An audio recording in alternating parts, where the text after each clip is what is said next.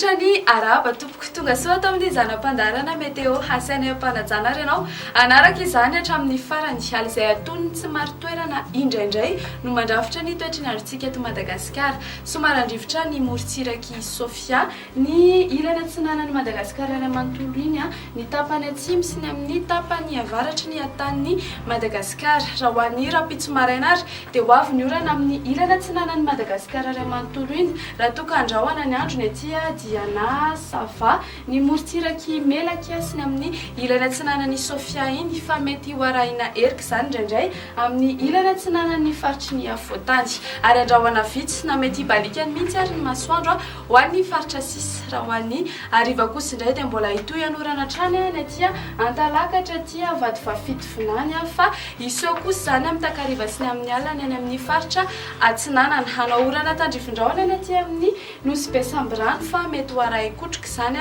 ny aty amin'ny antitany melaka sy menabe andrahoana ary mety ho arahiny erika izany indraindray amin'ny ilana atsinanan'ny faritry ny afoatany ary andrahoana na andrahoana vitsy ny andro ho an'ny faritra sisa. Ny maripana voavinavina ho an'ny rapitso dia somary nahitana fidinany kely ny ambandritra indrindra ho an'ny faritry ny eto afoatany sy ny amin'ny ilana atsinanana iny. Ny maripana ambandritra tombanana ary dia 4.0 degré celsius hitantsika ty avakina karatra ary ny ambondritra kosa indray dia mananika ny 4.3 degré celsius hitantsika ty manodidina ny Antsohy. Ny eto afoatany moa dia manodidina ny 4.20 ka hatramin'ny 4.20 degré celsius.